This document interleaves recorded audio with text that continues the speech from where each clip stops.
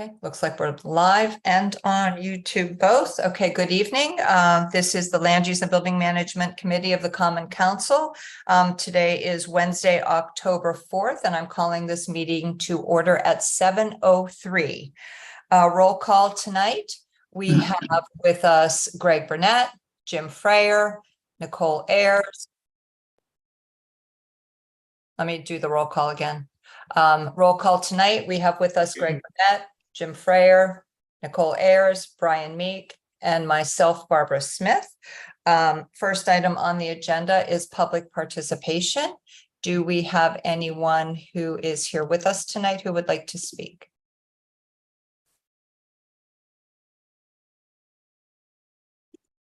Okay, you can raise your hand if you would like to speak. Joanne, you're muted. We do. We have two people, David Westmoreland and Douglas Peoples. I will bring them in. Okay, only if they're raising their hand to speak. Okay. Nope, no hands Okay. raised. All right, very good. They're here to watch. Okay, so seeing none, we will close public participation and move on to the next item, which is to approve the minutes of our previous meeting. So we have, hold on one second here. We have the regular meeting of September 6th, 2023. Do I have a motion, please? Mr. Burnett moves the item. Are there any changes, corrections, deletions?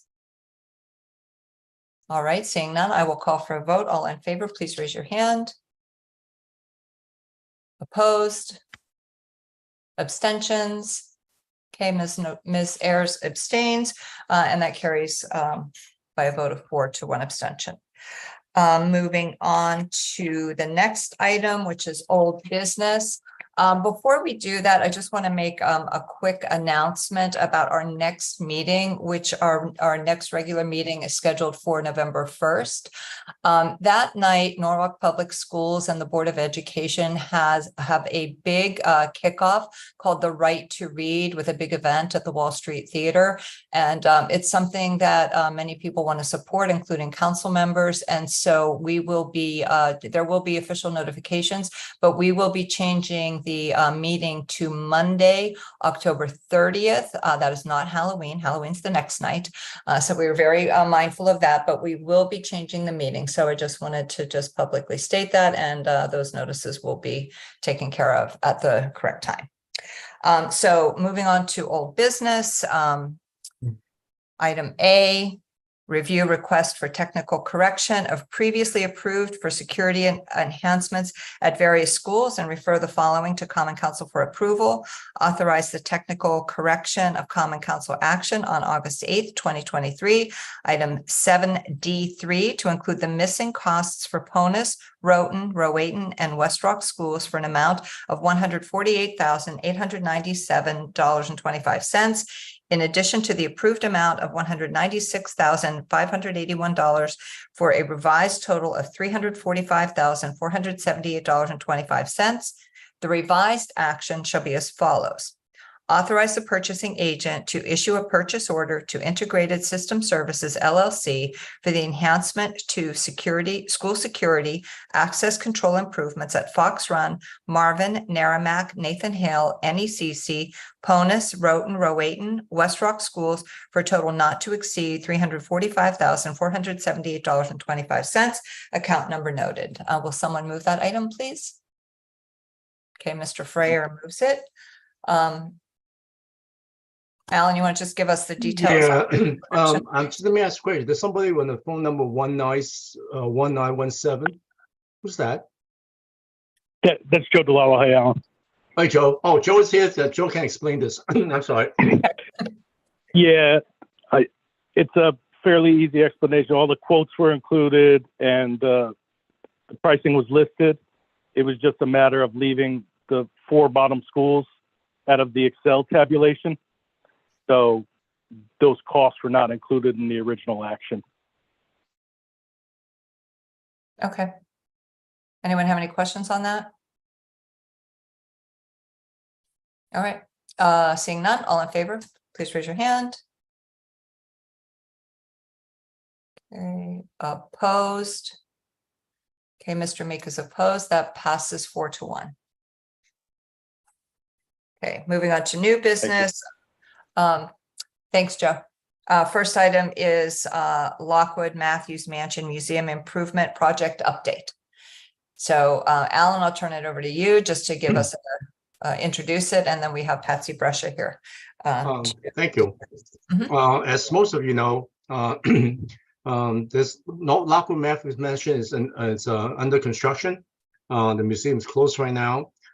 There's a there's a state grant, a city capital budget funding total about, I think it's about 14 point something million dollars. The state has put in like, I think it's $8.8 million or something like that. And the city has $5 million plus into the project. So combined, it's about over $14 million. I, on behalf of the city, it's kind of the financial fiduciary to oversee the project. But at the same time, is that recently, I would say around 6 months ago, we went out to bid, and the bids are very challenging. It's a very complex project about infrastructure improvement, mechanical and fire suppression system, and to go through a national historic register building, it's very, very challenging. But in any event, they've been moving along on the project. There are many challenges, but they're working on those. I thought that this is a good opportunity for Lockwood Matthews Mansion to come in to just provide the committee an update to see where they are. The project, I believe, is going to take about a year and a half, and it's supposed to be finished by December of 2024. So with that, I guess Patsy and Robert, and I think Doug Hempstead may be here also. So yeah. please He take it away. was supposed to be. I don't see Doug, but Doug is now chairman of the board, and I'm vice chairman, but I'm in charge of the project. And Robert Cavello, our architectural owner's rep, is with me, and we do have some pictures because they speak a lot louder than words. Because as Alan said, it's an amazingly challenging project, very, very complicated. And we do have current funding of $14,750,800 from the state, as Alan mentioned, and the balance of $6,750 from the city of Norwalk.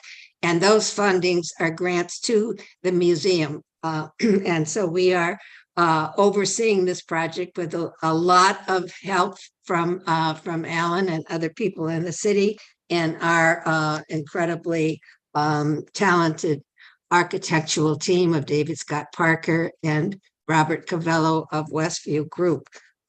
This project is strictly mechanical. There are no surface improvements, restoration, historical restoration included in this project. And so we originally estimated that the project would be around 17 million. And in order to move forward with the project, we have taken out some of the finishing work that will be required ultimately in order to stay within our budget. And that's the goal that we have right now. So you will be hearing from us in the future on next steps. So I'd like to call on Robert and have him walk through a few of the pictures to show you what's going on. As you know, we had to totally move out everything that was in the building, all of our artifacts, all of our light fixtures of historic value, all of our files, our office, and a lot of materials that really are building fragments from the mansion that are stored, have been stored historically in the mansion, in addition to other pieces of buildings from the site, from the park site. I'm not sure exactly which buildings they're from, but I think some from the laundry, and we have sinks from the laundry and stuff. And I just mentioned that because that's a cost item for us. And we have offsite professional art handlers for our collections and storage in Long Island City. But we also have rented a trailer on site in the south lot of the park, where we have a lot of the city's fragments of the building stored, and they will have to be moved back in. Hopefully there'll be room within the building, or we have to figure out what we're going to do with those. But those fragments under preservation and the state requirements, we have to report to them on a regular basis that we are taking care of those items. So, Robert, if you could, Robert has photographs. Can you share the screen so he can present the photographs? Whoever is orchestrating here. He is already, it looks like. Okay, Robert? He's muted. You're muted. Sorry. There you go. Okay, Do you see okay. do you see the Yep. screens that I have up with Yes. with the key points on the project? Okay, thank you and good evening. As Patsy was just describing, the early part of this process of this project was the extensive move out of the collection at the mansion. Patsy's been working on this project for over 10 years, and as Alan alluded to, we went through an extensive bid process last fall. We did not receive the full complements of bids and had to rebid the project back out in January, which also held off our ability to start the moving process. Once we reached that point in time, Patsy and her team started to move forward on the moving process and the collection. And this photo here, so just gives you an indication of the extensive crating these art handlers had to do, handling each one of the pieces, documenting each one of them, and bring into storage. This whole process took over 3 months to complete. But we got us ready for when the contractor, Consigli, was able to start. We signed the guarantee maximum price contract with Consigli on 4/18/23. So that was the true beginning of the construction process. And the GMP value, it was $11,191 and for the work. That includes a contractor's contingency of about $345,000 that they get to work with. As we mentioned, we didn't always have a full complement of bids, so we do have a lot of allowance items in the GMP right now.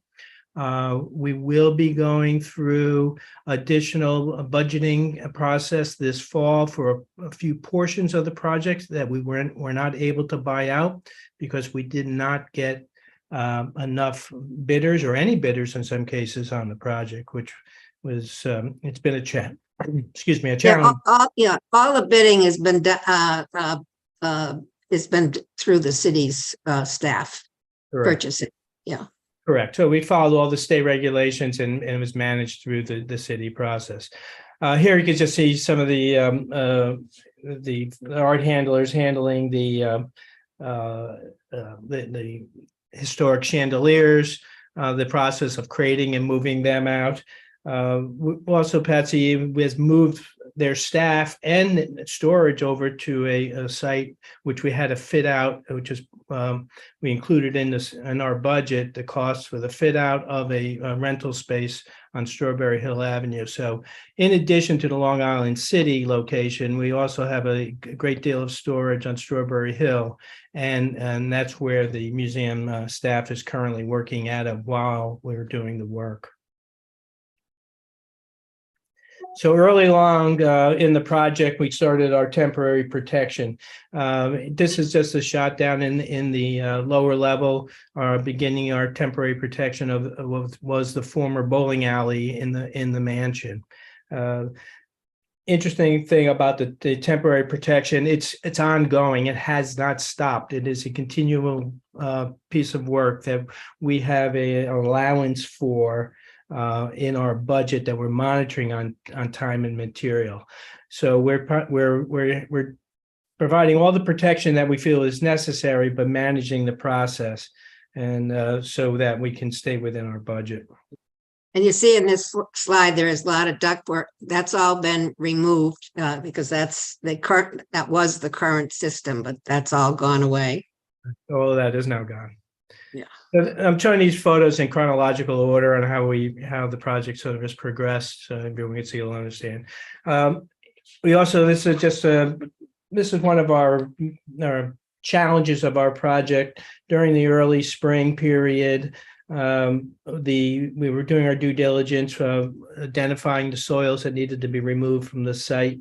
In doing so, we came across some materials that were considered classified and had to be handled to special dump sites. It could not be used. It's very typical of urban sites, very typical soil conditions.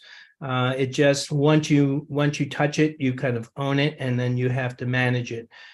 So we were initially, and this work was all for the installation of the new fire service, which is coming into the facility, a new sprinkler system, and all the new underground mechanical refrigerant lines that will be coming from a standalone remote pad of equipment. So we've monitored all those areas, took those samples. We had to come up with a design and a plan to minimize the amount of soils to be removed. And we were very fortunate working with the Parks Department and working with Alan to come up with a plan that reduced the potential cost of a $300,000 expenditure. And we have it currently budgeted now about $110,000. So that took quite a bit of effort and a lot of cooperation and people working together to make that happen. That work will be continue. We had to stop at one point. We'll now recommence, I should say, next week sometime. Yeah. And the source for that water actually comes from Stepping Stone's location. We had to cut across their circular driveway, so it's a long run. I Okay, have that coming up. okay, I'm sorry. No problem. Again, if you're familiar with the mansion, if you've been down in the basement, you saw the bowling alley. The bowling alley, and also the basement, is filled with probably about 4,000 square feet of bluestone. We need to remove all the bluestone there in order to install our new mechanical systems on the site. And this is a photograph that's just showing you the amount of detail of each stone was by area, was marked, labeled, identified, adjacencies, as you can see here, and then they will be hand removed and palletized and stored to be put back in the same place once we complete the job. Again, this sort of shows you to the entire intensity of work that we have to do and perform to get the underground, these mechanical systems underground will help us make these spaces more usable for future programs for the mansion. That's a very important thing to know, because these spaces in the basement, we are now, by taking out the existing ductwork that you saw in the earlier photos, allows us to have much more headroom and brings back the original look of the mansion in the basement. So it's a major step and a big challenge still in how we are actually running all this underground. This work is at sometime at the end of June. Again, as we go up, we can see that the temporary protection is continuing out through the facility. Floors first, then we worked on stairs and handrails, and then walls and balconies. And again, we would install this work as we were getting more and more involved with our exploratory probing and only doing protection where needed, as needed. But the protection does continue on a daily basis throughout. As you can imagine, our building has a great deal of lead paint that was used back at that time. So whenever we have to remove materials containing lead, we have to put it all in containment. Workers are suited up, they remove the work, and then get clear air clearances in the spaces. So I bring that to your mind because once we get up into the more decorative spaces, the work will also require this type of protection when we have to chase or channel some of the walls in the structure to install the mechanical piping systems and then repatch those walls back in. And this room, this area is sort of key because this is one of the alternates that we'll be working on later. This is the entrance to the museum for visitors, the gift shop and the back entrance. And when we have a tour, we take visitors around to the front door, but this is where everybody comes in on a regular basis. It's the old kitchen. Yes, the original kitchen. This is the area of material that we have stockpiled of where our mechanical systems will be running. That gives you an idea of the amount of protection that we have in place. These soils will be retested to see if they in fact are considered classified, and as we reuse the materials as we move along. As Patsy mentioned before, this is the start of the work of the fire service. Where we're connecting is literally at the front door of the Stepping Stones Museum, and working closely with the museum staff and the parks people, we bought out in the project to have all of this work performed at night. So there were three evenings of work that this to make the immediate the connection to the existing fire service line. And every night we patched up and cleaned up the site, so there was absolutely no disruption to the mansion's, rather the Stepping Stones staff or patrons. So that was a successful collaboration with the park stakeholders. This is start to give you an idea of all the preparation work that we've been doing in the museum to install the sprinkler systems.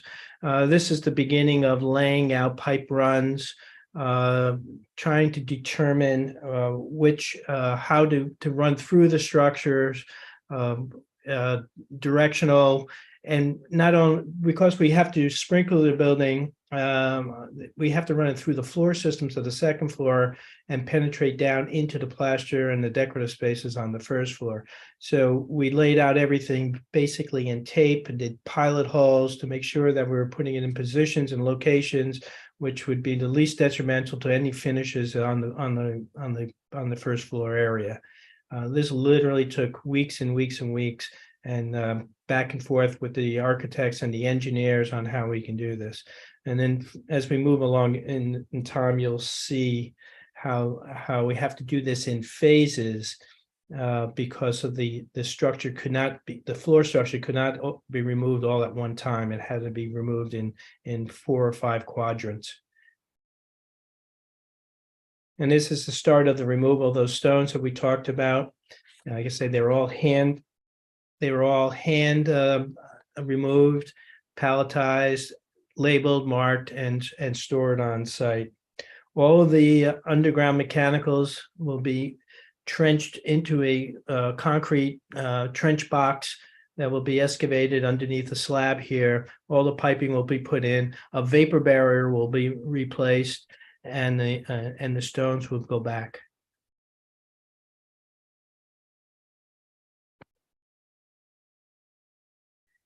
So when we get upstairs, you can start to see the amount of work it takes to remove the 2 layers of wood flooring. This is a view of Mrs. Lockwood's bedroom. And if you can see my cursor here, those are old existing gas pipes that used to feed gas lantern wall sconces, and the chandeliers down below were all run throughout the building.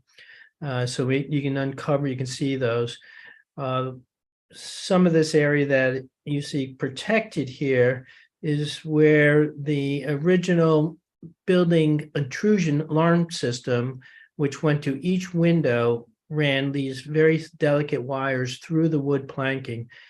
So we are here showing that those are being protected and will be put back. Everything will be put back into place.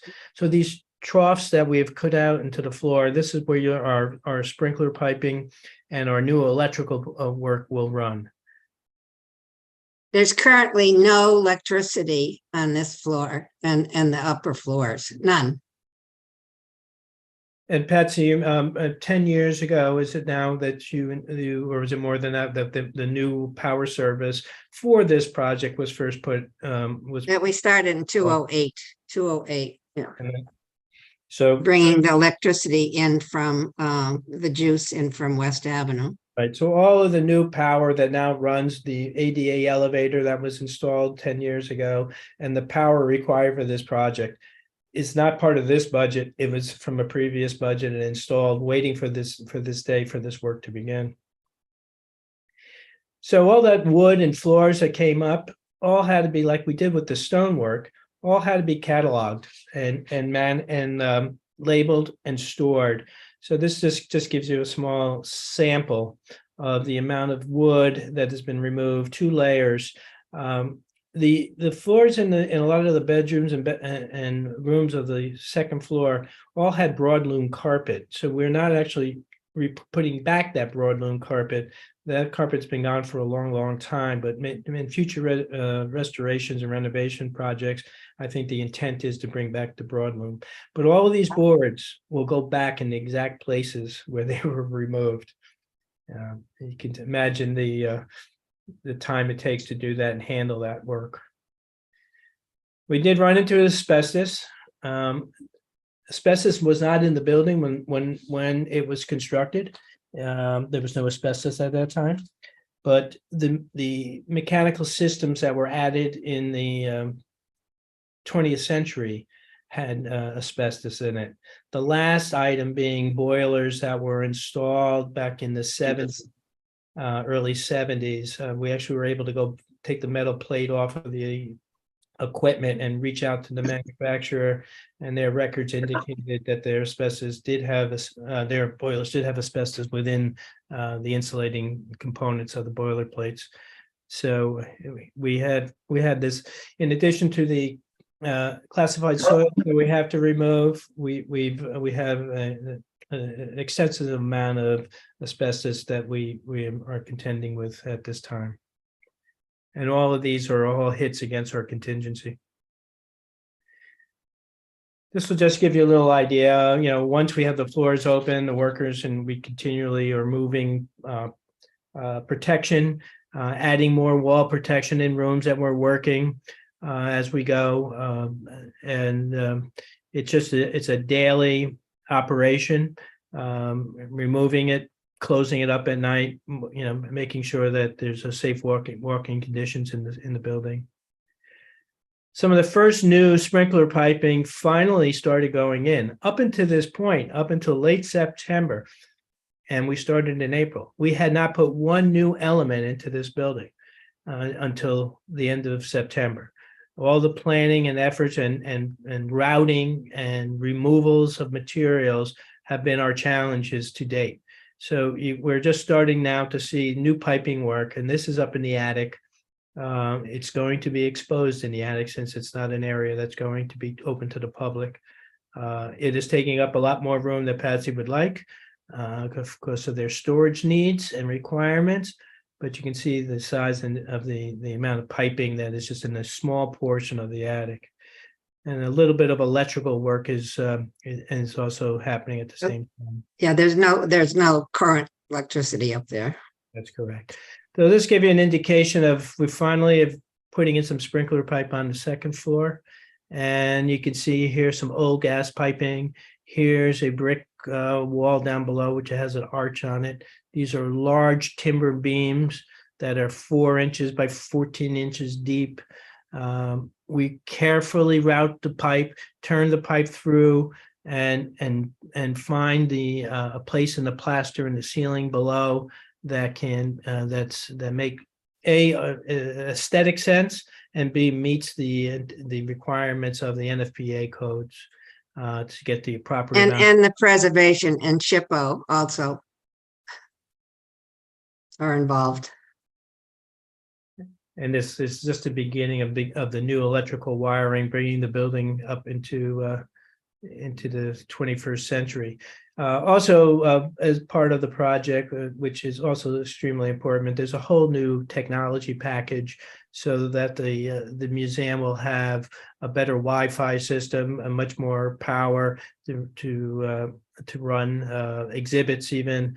So there's a huge amount of and a lighting package, which is not the historical lighting, it's just general lighting to help enhance the interior of the structure, but also provide the minimum foot candles we need to meet code for egress and emergency lighting.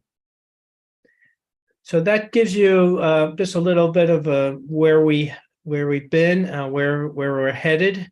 I think I'll turn it back over to Patsy to talk a little bit about some of the things that we are looking to advance in the future. And one of our newest challenges is dealing with some of the moisture control that we're running into down in the basement area. So with that being said, let's see if Sure. anyone has questions, I'll turn this back over to Patsy. Okay, so what you see are what we call the alternates that we took out of the original plan so that we could move forward with the guts for everything. So at this point, these are not funded, and we have to work on that. And we are looking at potential federal grants and other state grants. We do have one state grant for 150 in addition to this to redo the front doors. But a lot of the importance of the basement is that this area is planned to be more of a program area where we can have a educational center underneath the bowling alley, underneath the billiards room for the future. And we put in a few years ago a second egress in order to be ADA compliant. And then the archives that were stored on the second and on the third floor are planned to come down into this area. This is papers, and then all of the costumes, which are authentic family dresses of the Lockwood and Matthews family. They're very precious and valuable. And then ultimately our dream someday is to actually get the bowling alley restored and have that be accessible for special events in the future. So the basement is key to our future programming and staffing opportunities. So this is a little detailed, but it is so complicated that we just thought this would be helpful for you to all see. And also, someone mentioned that David Westmoreland is on this in this meeting, and David, along with the Historical Commission, has been with us through all of these years and been a big player in making this all happen. So if anybody has any questions or comments?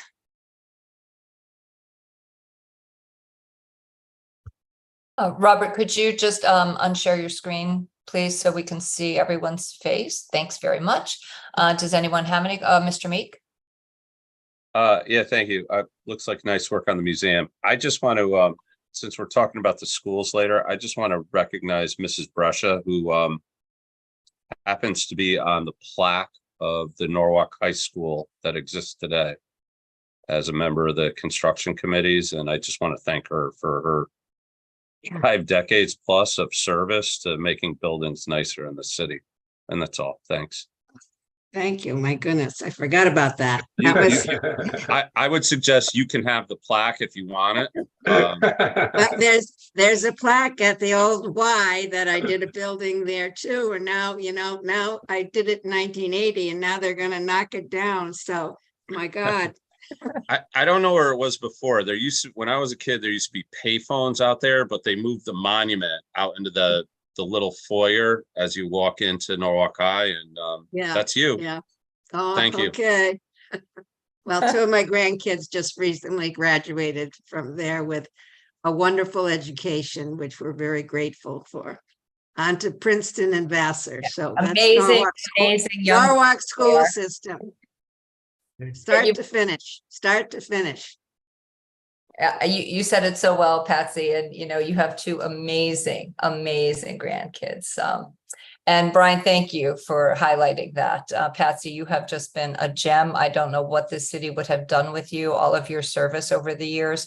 So thanks so much. And thanks for the update. It was very thorough. This is a really important project. It's very expensive, but it is well worth every cent we are putting into it. It's really, in terms of our historical buildings, this is it. It's just an incredible. It's a national, it really is a national treasure, and it's going to continue to need things done to it. It's just the more we do, the more credit Norwalk and popularity Norwalk is going to enjoy. Economic, and it's a good economic driver. Oh, absolutely. And this work in particular is going to allow for so much more, people to visit throughout the entire year. Right. Yes. Programming, like you said, it's really well worth the investment. Thank you. Okay. Yeah, in the event, excuse me, in the event any member of Common Council want to do a tour, just contact me, reach out Robin or arrange it. So it's kind of interesting. I went there, this week, and it's being an architect myself, it's very kind of unique kind of opportunity to see how an old building is put together, and we're opening it up so we can see everything behind the scenes. So, all right, thank you. Okay. Thanks very much. Thank you all. Thanks for your time. Night. So before we move on to the school construction project update, unless anyone has any objections, I would like to move item G up because we have Vanessa Valadares here with us who, we've kept her late last night and now we're keeping her late again tonight. But I'd like to, go ahead and move her item forward if that's okay with everyone. Okay, and so the committee, you have received an update with an updated figure in your email. So I'm going to go ahead and read the item as it is, and then Vanessa, you can just talk about the reason for the change, and then we'll have to make an amendment. So I'll read it first. Item G is review bids for improvement of the fuel dispensing island at DPW Center and refer the following to the Common Council for action. A, authorize the mayor, Harry W. Rilling, to execute an agreement with ETT Environmental Services, Inc. for DPW Center Fuel Island Improvement Project for a total not to exceed $346,600, account number noted. And B, authorize the Office of Building Management to issue change orders on the contract for a total not to exceed $34,600, account number noted. Will someone move the item, please? Okay, so Mr. Freyer moves it, but actually, I think we have to make the amendment first. So let me make the amendment so that then we can discuss that. I would like to make a motion to amend the item to include the updated figures. So I will read it in that regard. So authorize the mayor, Harry W. Rilling, to execute an agreement with ETT Environmental Services, Inc. for DPW Center Fuel Island Improvement Project for a total not to exceed $423,000. Account number noted. And B, authorize the Office of Building Management to issue change orders on the contract for a total not to exceed $84,600, account number noted. So I did make the motion. So can we vote for the amendment, please? All in favor of the amendment? The item is amended. Okay. Okay, very good. So that passes. And now we can turn it over to Ms. Valadares. Good evening, everyone. Thank you so much for changing the order of the agenda. I really appreciate it. The reason that we are in front of you today is that we need to replace the fuel pumps at the operations center. As you know, all our fleet ended up getting gas and diesel there. We are having a lot of issues in those pumps for a few years. Since we built that site, there was a little bit of a settlement in that area.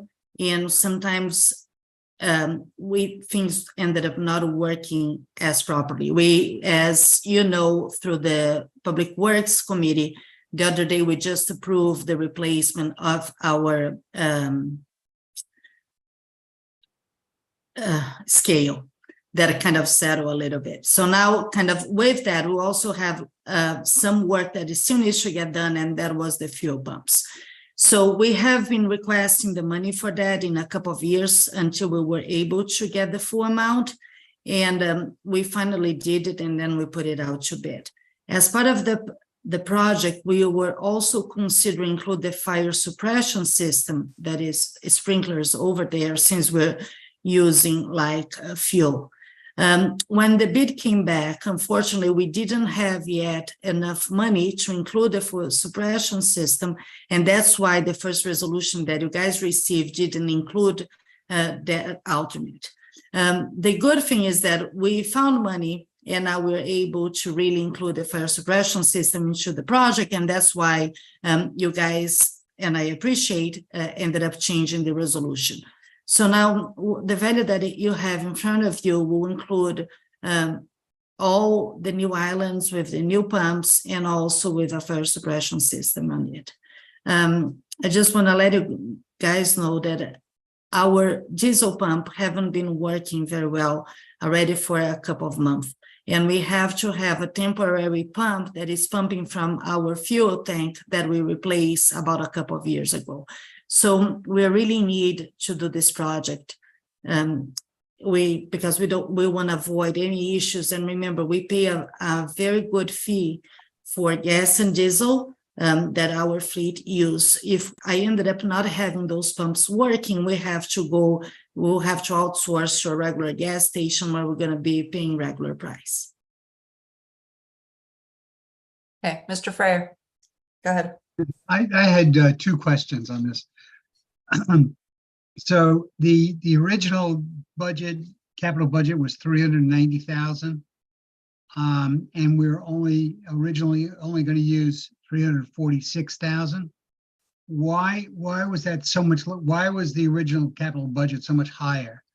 And the second thing is, if you've gone over these things and you now feel more comfortable with the 423,000, why did we increase the contingency from 10% to 20%? That's a very good question. Let me start with the first one. So as I mentioned before, when we start putting the capital requests a couple of years ago, we usually we have a conversation and we ask the vendors and the contractors to give us an estimate, and that's how it is the number that we put it on the request.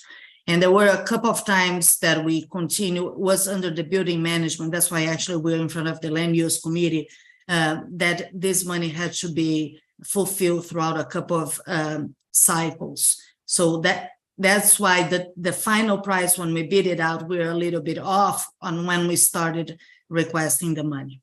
In regards to the extra contingency, the reason that we are doing that is that in the bid, we have the pumps in series, which mean that if the first pump will connect to the second, that will connect to the third, that will connect to the fourth. If the first one goes down, all of them will go down as well. So we would like to have a little bit of contingency there, because instead of changing during the bid process, we would like to probably run extra conduits on the ground, since we're going to be excavating, and then make them like running parallel. So if one goes down, the other ones is still going to be able to be used. So that's why we're adding that to the contingency. Instead of issuing as an addendum during the bid process, we thought that may be better that we'll do that. Well, I'm not quite sure I understand why you wouldn't put that in the overall cost of the project. Would you build in that redundancy anyway? No, usually the way that we do is we make the base bid and the alternate that we want to award as part of the base contract. The contingency is only for extra work that wasn't part of the contract. Did I answer your question, Mr. Freyer? I think so. Just to follow up on the first one, though, did the original estimate of the 490,000 that you put into the capital budget, did that include the fire suppression system? No. So the addition of the fire suppression system is an afterthought. It was not Correct. originally included. And a reason for that is that although it's not required, we believe it is an OSHA requirement. It's not an OSHA requirement, but we think we're going to be more in compliance with OSHA. And again, we want to make the space safer. So The idea was if we're gonna really go through this project, because that one has been there since the site was built, and probably I don't think I'm gonna be around when we need to redo those pumps again. We'd rather already do and put the suppression system that I believe it is really a safety. Although it's not mandatory, I would highly recommend that we install with it, because that's the opportunity. That's why we were trying to find money throughout and before the meeting to be able to award with the alternate of the suppression system. I got it. Good. If Mr. anything happens, we'll call you back anyway. Brian, go ahead. Oh, thank you. I'm trying to recall. I think we moved the fleet down there around 1990. How old is the canopy itself? I see you've replaced the tanks and the pumps. We should be good on those for a while. That's a very good question, Mr. Mick. I think you're right about the dates. I would say it's around the 90s. And actually what we did with the canopy, we have a structural engineer to look at it, and it doesn't need to be replaced. And again, we try to be very cautious about the budget that we have. So eventually, if in the future we need just to replace a canopy, we're not going to affect what we already did. But the pillars that we have there, we check, and some of them we may need to do a small repair when we start excavating. We check on that as well. And that's why we have this extra contingency. Thanks. So I'm thinking, the codes must have changed in 30 years. We should be required to put a steel that's more resilient to like the briny air down there. Are we're going to get something that lasts longer than what we had before, I'm hoping. The biggest problem, as I mentioned before, is not really the steel, and because we're close to the water, because that is kind of an easy to repair, because it's really just the finishing around. The biggest issue that we have on that side was really the sediment, and that's why we start losing all the power that comes from the building to the pumps. So that's why we want to add extra conduits. And another thing that I would like to do in the future is that we're going to probably request in our next capital budget is to include cameras also on those fuel pumps. So I would like to leave the infrastructure with the conduits, since we're going to excavate now. So in the future, we can add some cameras there. Okay. You just opened up a whole can of worms. Why do you need cameras on those fuel pumps? Someone's stealing gas from us? No, actually, because I believe that we can tie as a plate readers software to our pump instead of having the fob system. I'm just trying to think of the future on how we can improve things and be more efficient. Okay, I'm not against it. Okay. No, not about stealing. We have a very good software there that you need to put the gas, the mileage of the car, the fob. Each fob is assigned to. Yeah, right. Each truck has its own. Yeah, card. but this is already. But there are new technologies out there, right? And one of them can be a plate reader. Oh, I got you. Okay. Hmm. I'm not saying it never happened back in the day, but I'm glad you're on top. Sure. So so the camera can work for two things. But anyhow, I'm not coming for the camera. I have no money for camera. Camera is not part of it, but we may use some extra conduits for future improvements with camera if needed. Thank you very much. Thank you. I appreciate the forward thinking on that. Any other questions? Okay, all right, so I am going to call for a vote on the item as amended. All in favor, please raise your hand. Okay, all right, that passes unanimously. Thank you. Thank you very much, and you are free to go, Ms. Valadares. Have a good night. And you. Okay. All right, so back to school construction update. Yeah. Sorry. Get a little drink first. I don't have on school construction. I don't have too much to offer tonight. I think basically the three projects we're working on, everybody knows Cranberry School is open.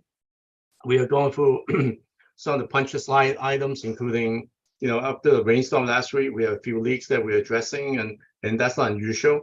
So we're taking care of all that stuff and also the miscellaneous stuff, and we have building commissioning that we're going through at the same time. All this work is being done after hours on the day that the school is off. So that stuff continues. And in terms of site-wise, the site, the old building is gone, and we are beginning to start working on site development. We are still on schedule to finish the parking lot and the site development, pretty much all of it by I think it's November, before Thanksgiving or so. And I think there's some minor stuff, like I think tree planting and some other minor site landscaping stuff will happen in the springtime, especially planting grass because it's too late in season to seed. So all of that will happen in the spring. So generally speaking, we are on schedule. The project financial is holding pretty well. So I think that's good news. Other than that, that's pretty much it. I think the community and up that part of town is very excited about this project. There'll be a number of small events. We do not have a grand opening yet because the parking lot is kind of small right now. We just fit the staff. But at some point we will look at that.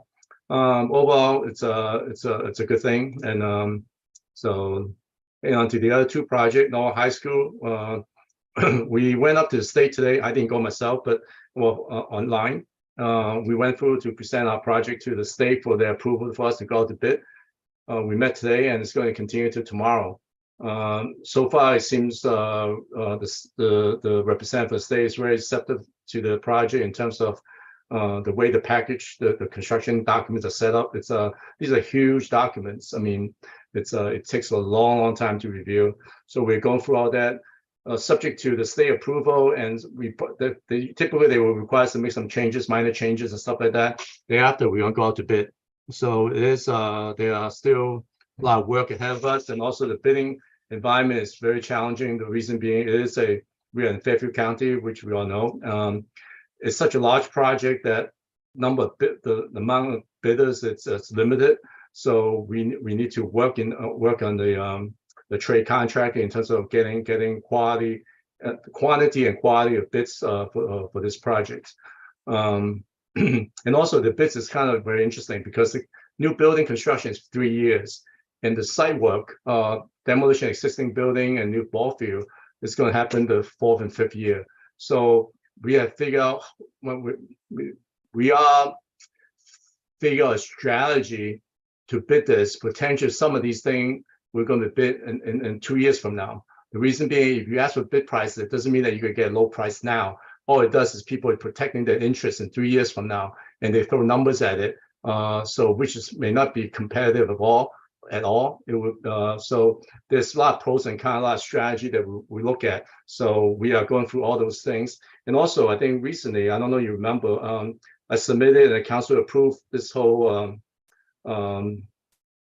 interdisciplinary review of the drawings. So we spent I think about 2 to 3 weeks more during this process with the architect preparing the drawings. We have the construction team really break it down to every page, every little thing that the drawings are coordinated. When the notes is put in on the drawings, it reflects the specs and also cover on other pages and stuff. So we spent extra time this is all to avoid the number of questions and conflicts that we have during the bidding process. So all the things evaluated and adjusted, and also it helps to reduce the change order during construction. So these steps are being taken now, so to manage costs and manage time. Beyond that, we are currently scheduled to go out to bid in I believe don't quote me on this, either late November or beginning of December. Bids will come in mid-January, and we are looking to be on site probably end of February of next year.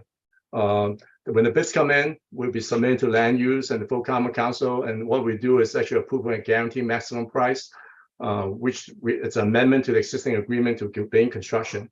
So it is going to be a very tough next few months in getting this project all together and the entirety in terms of getting bids and getting all the numbers together.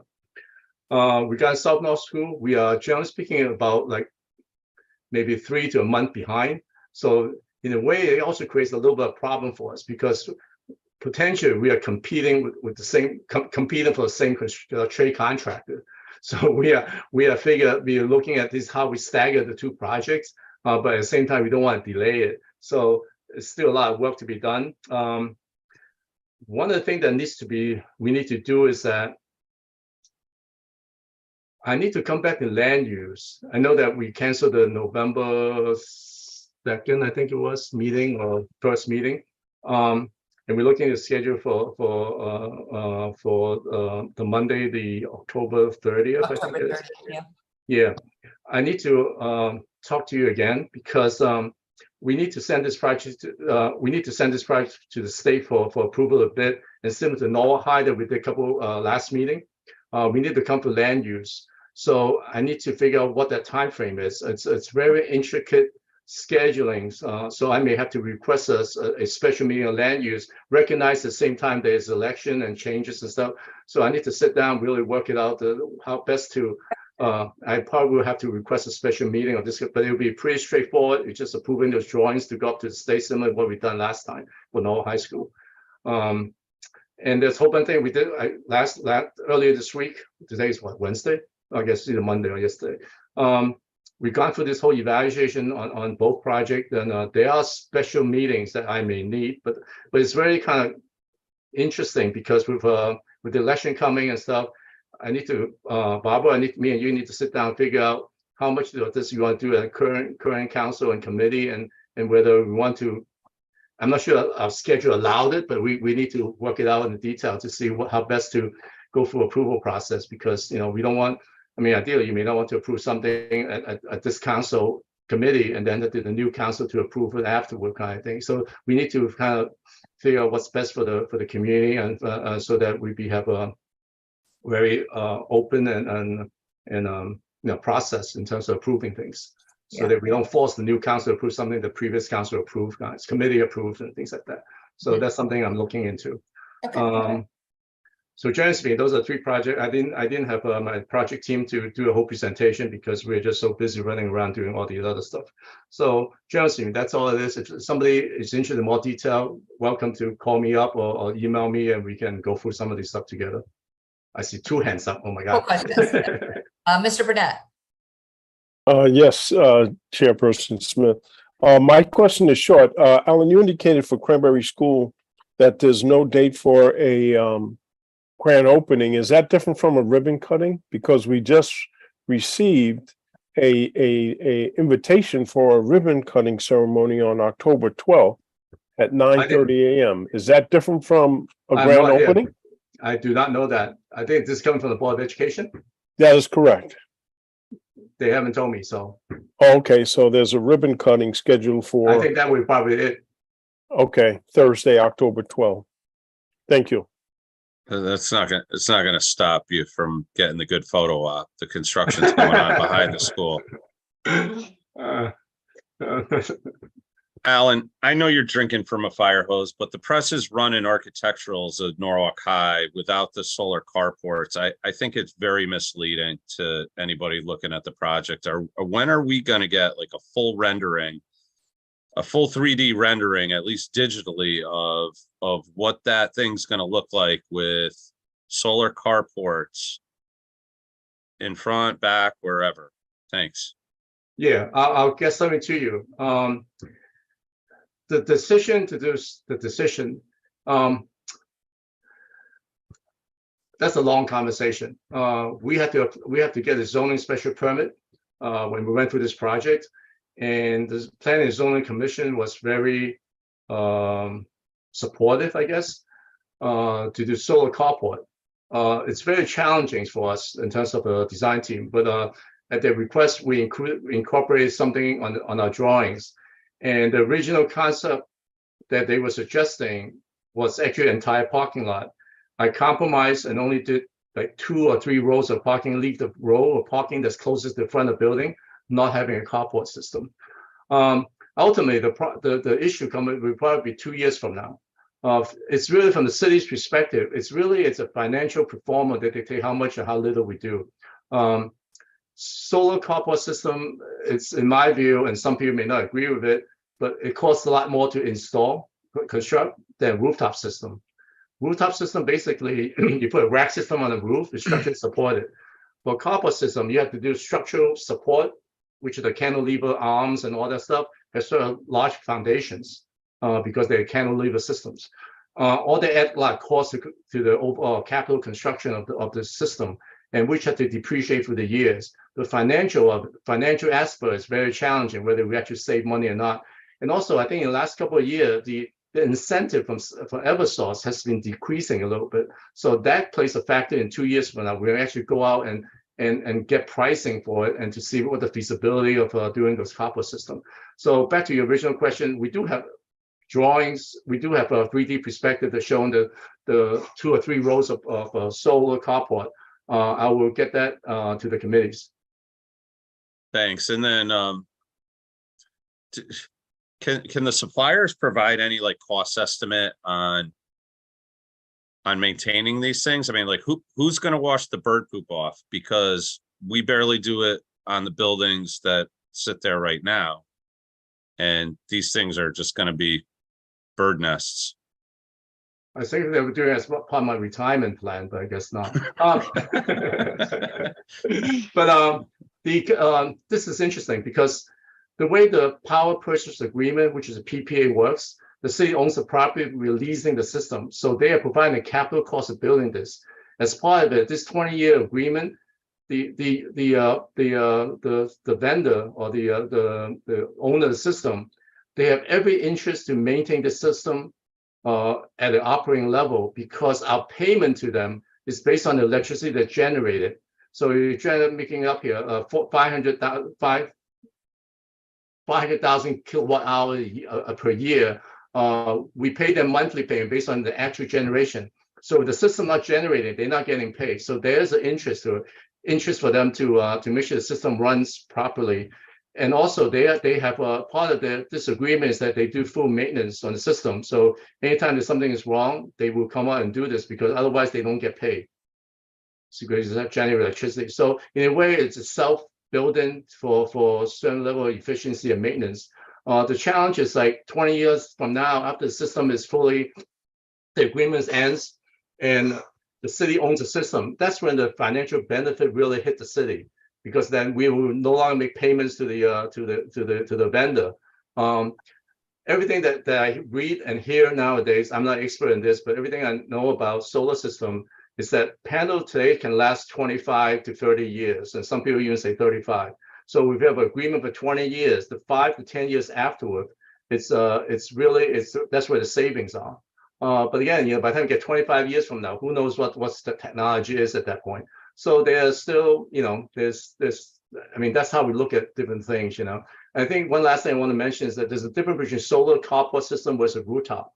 Rooftop, the agreement says 20 years, but I do not look at it more than 25. The reason being is that roofing system are designed for 25 to 35 years, and leaks becomes more and more as the time goes by.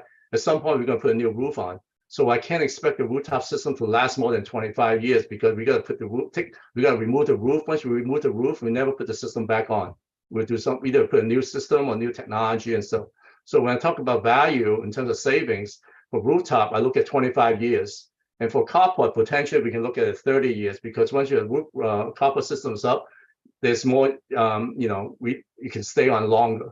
But it is a challenge because carport system is there's some aesthetic concern with it. Being a designer myself, I'm struggling with it, but finding a balance between energy saving, environmental versus aesthetic and stuff. I think everybody can debate what's right or wrong kind of thing, but this is part of the request and requirement of the Planning and Zoning Commission. We are cooperating, we're listening to them and put it in there. But at the same time, the reality of this is that we won't know about 2 years from now whether this is really financially feasible. So I will continue to work on it, but I don't know what the final outcome would be. But I will get you a copy of those drawings that we developed. Thanks, Alan. And I think that the difference between the rooftop, right, is the design incorporates a little bit of a parapet, so it's going to be very difficult to see those panels. Oh yeah, from grade level. You would, as opposed to the parking lot, it's just going to blind you in the face when the sun shines off it, right? I think the rooftop system, no high school, you never see it. The setback at least about 10 feet on the edge of the building. At grade level, you never see on top of a 3-story building. It's like Right, you'd have to Jefferson. be up there washing the windows to see anything. Yeah, if you're a drone on the sky, you see it. But on the other hand, Yeah. on the school like Jefferson School, where the grades, we go up the hill, you have a better opportunity to be able to see those solar panels on the roof. So it really just depends on location and elevation of the of the public. So we are sensitive to those things. I don't think normal high school had much of a parapet, but at the same time, once you step back 10 feet, you never see it from the grade level.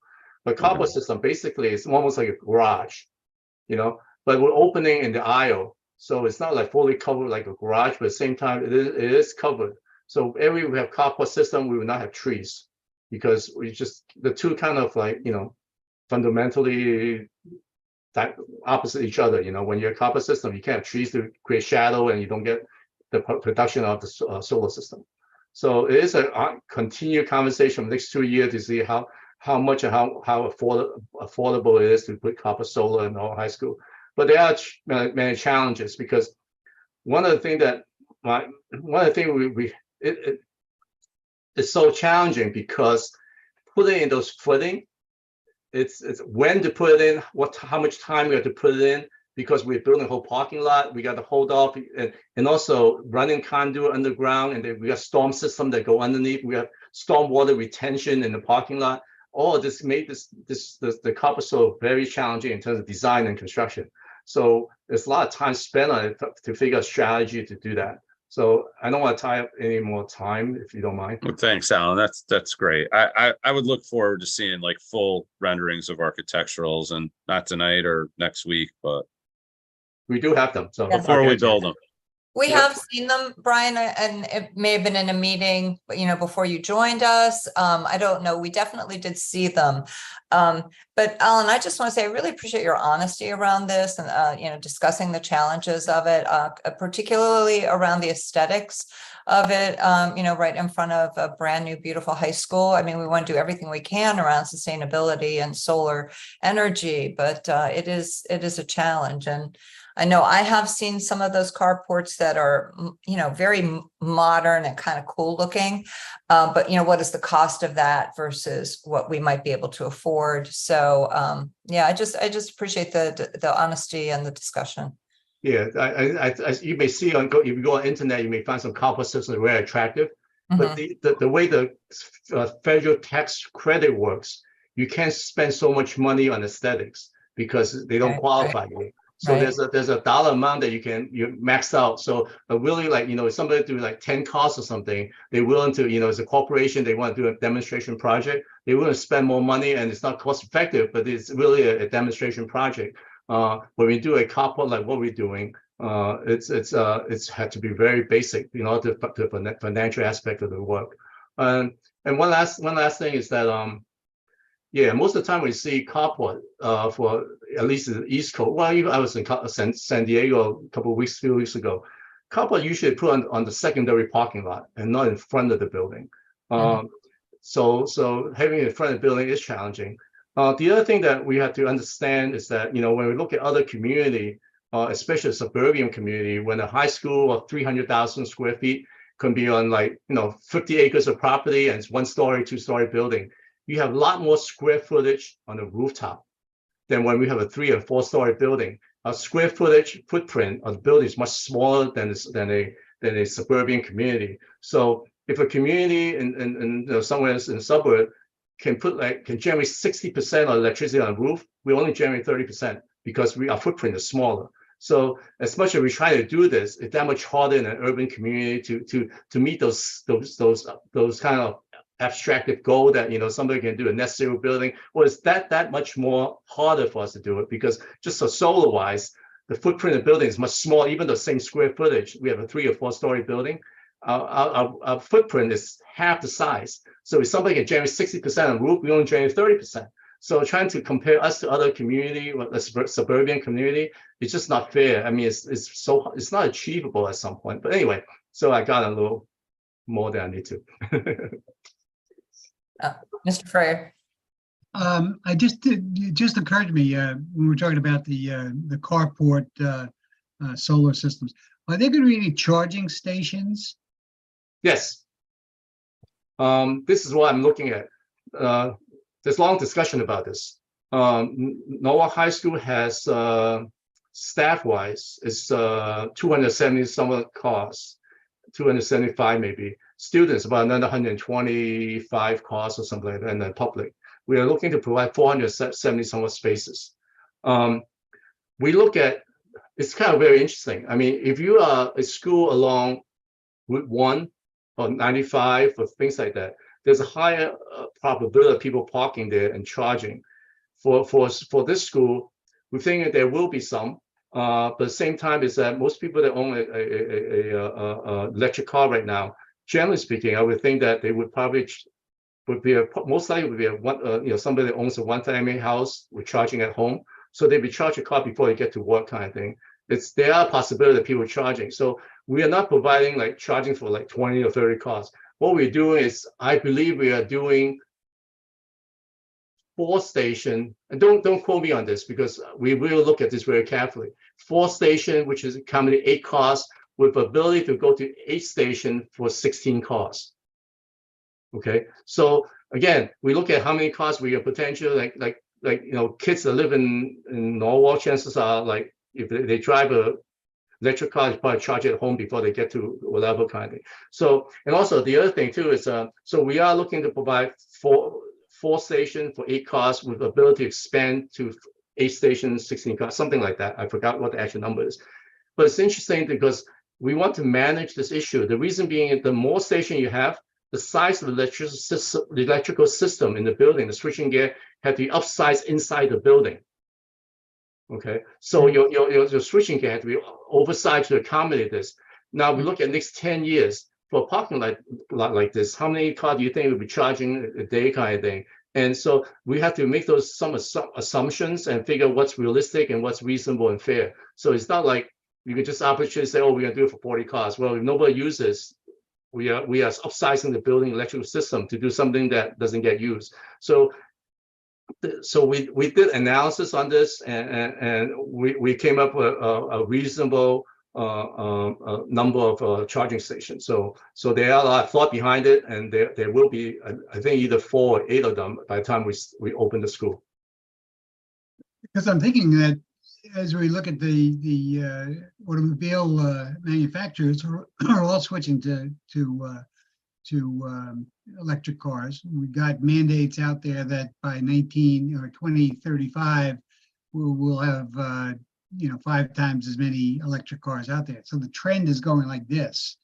But I agree with you that the distance that students would travel to get to school is minimal, so that it would behoove them to charge it at home, even though they may have multiple cars. But I would think that one charge could probably take them about 2 weeks commuting back and forth to school. They're all local. They're all going to live within about 5 miles anyway. Yes, very interesting too. I mean, when you talk about charging, is it cheaper to charge at home or cheaper to charge in a public facility that could potentially be a commercial rate with credit card charges and markup for for service charges and stuff? I don't know because I don't own an electric car, but at the same time is that all that need to be considered, because if I have an electric car, do I charge it at home where I have the ability to charge it at home, or apartment building? I mean, I think in the future, I think the urban area with an apartment building, chances are they will provide charging station at the facility. So you can charge it at your complex. Or if I was city trying to look at places to put them, I would put charging station more in the urban area so that you can attract more apartment dwellers to, they may not mind going downstairs and walk a block or half a block to charge your car, but at some point you're not going to walk 4 blocks and then walk back home and wait and come back and charge and pick up your car. So there's a certain level of human behavior thing that we need to look at. So again, if I'm trying to locate as a city, locate charging station, I will really focus the urban area so we can get more user from the community. But when you talk about like Cranberry School, when it's AA, AAA residence zone, if someone buy an electric car, chances they charge it at their one family home, and also there's no transient people coming by. So and also, I mean, it's not responsive at some point. I mean, it's like gas station. Do we put one in Cranberry just for people may need something kind of thing? So it's really so there's a lot of analysis need to be done. There's no right or wrong. It's really a lot of common sense needs to go into it. So again, I want to stop because I can go on forever. No, but the fact of the matter is that there are going to be charging stations. There will be a little bit of Expansion wiggle capability. room to expansion, but we're not going to go whole hog of it. Right. And my last thought on this is that I even talk about this. For some reason, if that curve that you talk about go really extreme high, we can always bring another utility line, a circuit into the property and create new areas. Yeah. So it doesn't have tie to the building because I'm going to increase the electric. I think each station takes about 80 amp or something like that. So when you have two stations, you probably have to go to 200 amp service. So it's not, I mean, you know, for Norwell High School, it's not a big deal, but everything matters, right? So so again, if we provide 8 or 6, I forgot what is 6 or 18, I don't know how it's multiplied out, but at some point we do need more. We just bring a utility line from the street, put a meter on, and set up station that way in the future. So Fact of the matter is that it's been considered. thank you. Good. Okay. Any other questions around school construction? All right, let's move on to item C, review school HVAC improvement needs in response to the current state HVAC grant application process and provide recommendation to initiate special appropriation process to allocate the city's share 40% of these projects in order to comply with grant application requirements. Will someone move that item, please? Mr. Freyer moves it. Alan, I'm going to turn this over to you. I know it's, a little bit complicated because what we're approving is a process, not committing to funds until we actually have the grants. So if you could just, go into those details, that would be great. Yeah, this is somewhat complicated, but I'm going to do my best to make it as short as possible. I think for school construction project, I think generally speaking, there's 3 categories. One is those multi-million dollars, such as Norwell High School, South Norwell School, and Cranberry School, where there's like 50, 60, 70, 80 million, whatever it may be kind of thing. And those are, Board of Ed request those projects with the cities kind of cooperatively request those projects. And the city, me on behalf of the city and the Common Council, the mayor, are responsible for implementing those projects subject to Common Council approval of funds. So those are planned, multi-year planning and stuff like that. At this point, finance looking at it to see how often can we afford a project that's $50 million. We got to look at our debt service and everything else and our bonding capability and stuff like that. And potentially, I think we're looking at potentially every 3 years, we can do one large project kind of thing. But again, that's not my decision. That's not my evaluation. It's really up to Henry's input kind of thing and decision. So that's the major project. There's a second category of project that's probably potentially between 1.5 or $2 million to like $5-6 million. We're always going to have those. Whether it's one building, you got to do something major, whatever it is. So there's all that group project. There's also the third layer, which is like $200,000, $500,000 to $1.5 million, including parking lot, paving, air conditioning repair, mechanical system repair, replacement, and stuff like that, environmental remediation, all that stuff. Those will continue to come in from the Board of Education. So these projects we're talking about is the mid-range one between, let's say, again, $2 million to $5-6 million kind of thing. And each year, I think there will be at least 1 or 2 that Board of Ed submit. It's not intentionally, but it's just nature of the process kind of how things wear and tear through the years. Typically, when the state does not reimburse us for project that repair and general replacement, so it's very common that when you do a boiler replacement, that's not reimbursable. When you add classroom, that's reimbursable, and today's rate is at 60%, right? Traditionally, it's at 22.3%. Now it's 60%. So when you talk about, let's say, replacing boilers, replacing air conditioning units and stuff like that, and chillers and all that, that's not reimbursable. So the city had to pay 100% of it instead of 40% of it. So there's this group of projects out there that the city has a lot more financial liability on them. So with this recent HVAC grant that was issued last year, what it does allow community to do this project and be reimbursable. So they issued this grant application last year and they did not accept a lot of projects because the criteria they provided was very hard to meet. So I don't know how, Joanne may know, but I don't know how much they set out last year, but they didn't get that many projects. They rejected a lot of projects. So they reissued it. We knew they were going to reissue it back in May or so. We knew that they were going to reissue it in September. And we didn't know what the deadline would be. So since then, I think starting in May or so, we actually preparing ourselves to submit grant application to the state. So back in May, we actually went off RFP for a mechanical consultant. We hired through the Common Council, and we approved a consultant. They did the design. At the same time, they went out and get professional cost estimate. And that's what's in front of us today. What these grant application requires are basically three things. One is that the city needs to have a design, needs to have professional estimates, and we need to allocate the city's share of the money, which is 40% of those projects. So we have the design. It's not drawings, it's really a description. We have a professional cost estimate, which is all that is attached to my memo. And the next piece is allocating funding for it. It's a large amount of money. We have 6 projects. Brian McMahon High School, Brookside School, Marvin, and Silvermine. Nalmic and Rowayton for air conditioning projects. So when you combine all these, it's about $35 million.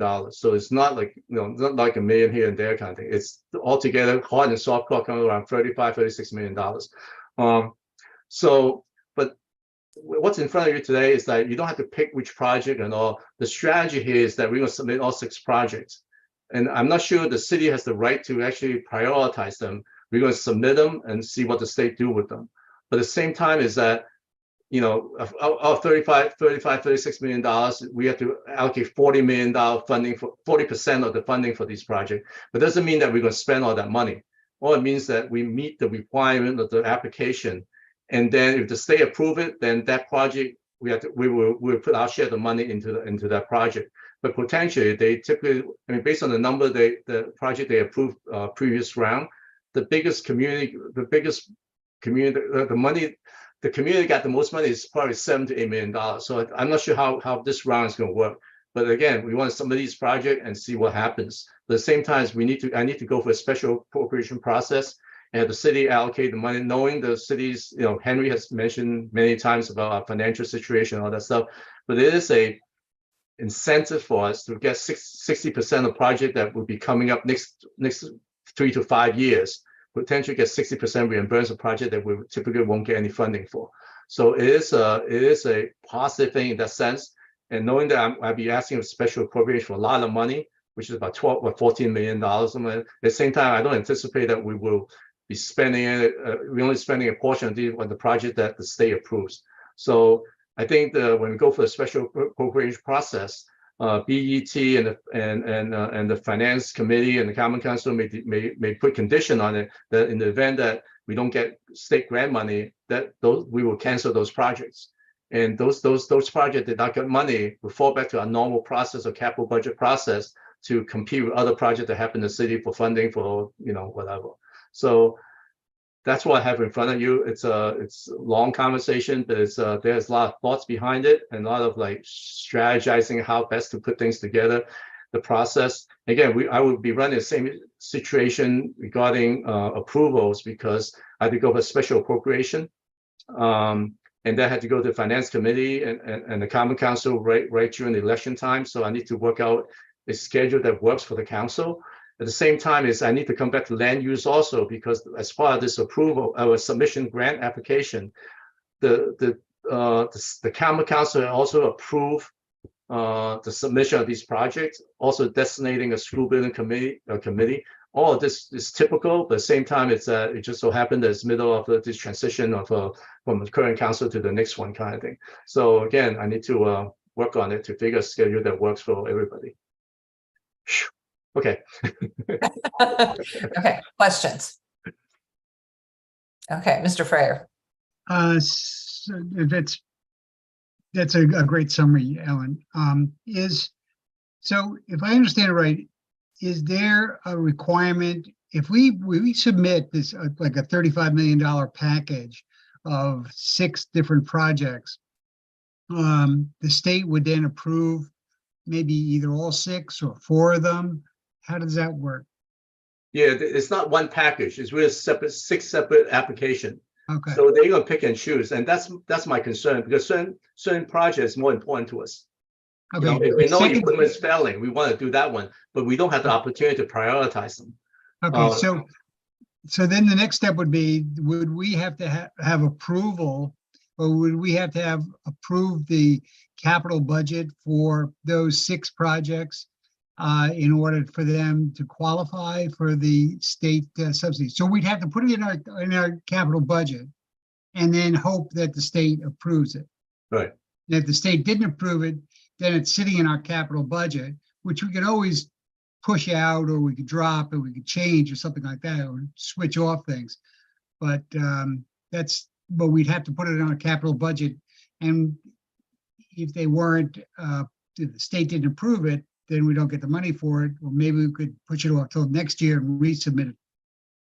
Something. Yeah, along I think those- that decision, once we submit to the state with 6 projects, with we allocated our 40%, we see what they do, and then we come back, and the city and the common council with and the BET. I would just typically I would make a recommendation what I would think that was best interest of the community financially as well as improvement wise. And the decision is up to the city to see whether you try to cancel the money or you want to leave it and do a smaller project for that school or whatever. And whether can we afford like 40% of 35 million? It's about $14 million, right? So is this something we want to keep in the books, or we want to just revert it back? Just so that we clear the book, and then people can submit as Board of Ed, and the school can submit those projects, and we'll compete with paving program or whatever kind of thing, like normal capital budget. Yeah, so my concern would be that you're going to tie up capital dollars on the chance that you may get 40% or may get 60% subsidy on it. So yeah, I think it's a bit of a gamble. Yeah, at the same time, it's deadline is December 31st. So I would think that they will provide approval probably in 3 to 4 months the most. So by spring of next year, April or so, I think we know what we get and stuff, and then we can make a decision as bring those numbers back down, so that it's not like at least on paper we are not carrying such a debt, potential debt. All right. Okay. So I'm sorry. I know. Great. Go ahead, Greg. Yes, thank you. It's on the surface, it's a great great set of projects that at some point need to be done. However, I am concerned, timing is everything. I am concerned about the commitment of such a large amount of capital dollars without looking at the overall scope across all departments of our capital dollar needs. As you stated, the CFO has indicated that we're pushing up against that threshold where if we extend too much of our capital dollar resources, it can impact our bond rating. So I'm concerned about such a large potential request of $14 million based upon the projected cushion of about $50 million that we currently have. I would want to see what other departments have major type capital investments coming down the line similar to this one before making a decision.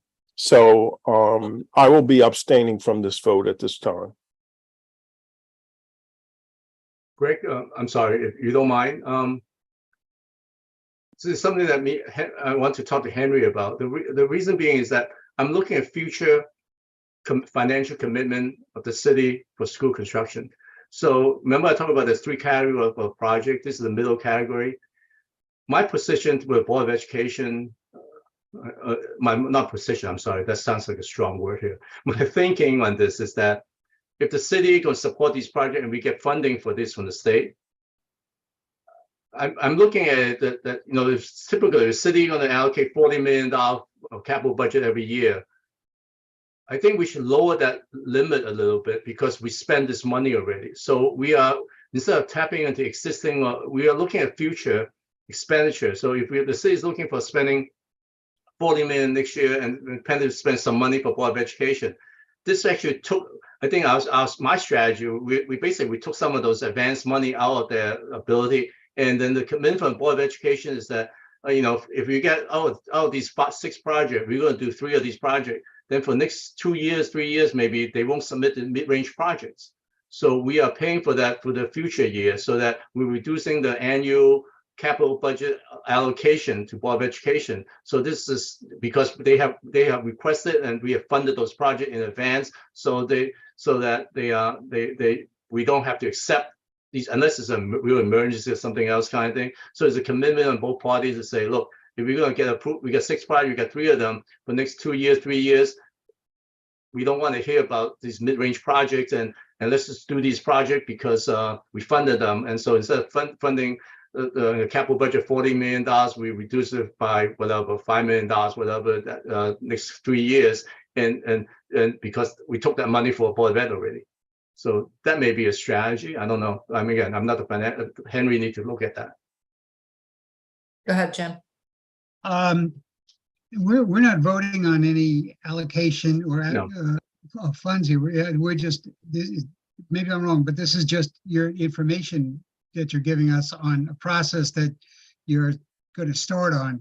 And I would expect that this process would be during the budget period, and you'd bring it to Henry's, and Henry would make the decision on whether we want to gamble on that or not. So I don't think I hear what you're bringing up, Greg, but I don't think that this is an issue that we'd be tying up or pushing our credit limits, because Henry is going to be on top of that and making that decision. He's well aware of what our outside limit is on what we can borrow. So just to correct you, this will not go through would go through a special capital appropriation. So this will not go through the normal capital budget process. We're trying to move this forward within the next 30 days to get the application in, so that this will not come up during the capital budget discussions. But I thought that what Alan said earlier on was that we would have to have this in our capital budget. No, this would be a special appropriation. So I think when it comes to land use committee, it's so that this committee, as the body that oversees school construction implementation, is fully aware of it. So, and it's no approval by this committee required. We will have information purposes. So I want to explain to member of the Common Council in this committee. And tomorrow or day after, I will write a letter similar that I have here in the package to Henry. And the mayor, copy the mayor, requesting these funds. And Henry's I'm going to sit down with Henry, and me and him is going to look at it and figure out whether the city can or cannot afford them. He would make a recommendation and to the mayor, and on behalf of the mayor, assuming whatever they decide, we forward it to the board of estimate, and then to the Planning and Zoning Commission, and to the Finance Committee, Common Council, and thereafter the full Common Council. So this. I talked to Henry twice already. Yeah, he's struggling with it. At the same time, it's that he understands what the objectives are, and so he had to kind of look at it and say, "Geez, you know what? I know we're not competing as part of the regular capital budget process, but at the same time, is that if we do fund some of this, we may have to lower the ceiling." Because we took some money out of future years already, right? Though the seeing overall project, and also Board of Ed, we're not going to present these mid-sized projects for you next 2 years, 3 years, because we captured it. But again, those are discussion me and Henry need to have, and financial, he need to be comfortable with it. I mean, every penny is a penny. So I'm taking a lead from him. There's nothing to push. I think it's a good financial. I wouldn't consider a risk or opportunity that we have to take care of some of these projects, especially that, if we don't do this, these projects come in as capital budget requests to the council for the next 3 to 5 years. Right. right? So you are going to face with Without these projects. reimbursement, right, without reimbursement from the state. Right, and don't get any reimbursement. Right, So right. Bryman Man High School, like the children failed last year or something, it cost $70,000 to a temporary one, but it's really a Band-Aid thing. We only also one chiller, so this project would give us 2 chillers as backup to it kind of thing. And especially we're talking about Bryman Man, it's constructed in 2003 to 2004. By next year, 20 years old.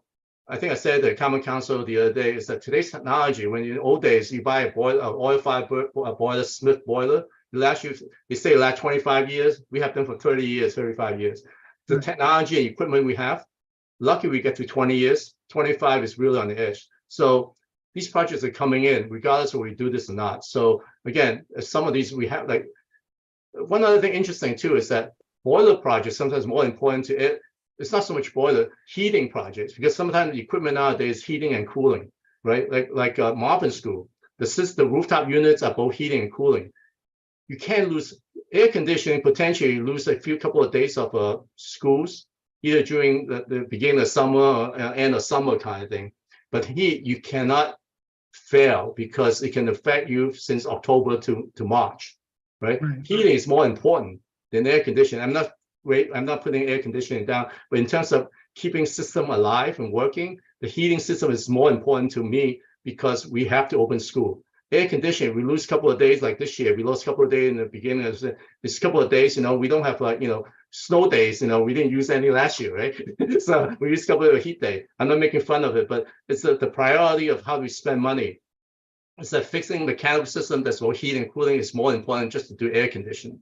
So again, so it's like Marvin, the system is combined, heating and cooling and rooftop. So they are at the end. So again, if we don't get any funding, these projects will be on the capital budget request for the next 5 years, and we still have to address them because we cannot live without heat.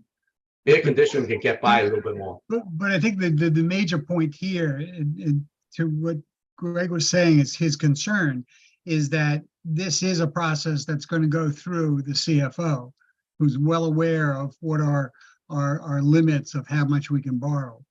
So I think I have a lot of faith in Henry's judgment that he's not going to commit us to something where we're going to push over or push us into a situation with our credit rating at risk. So I'm not worried about that.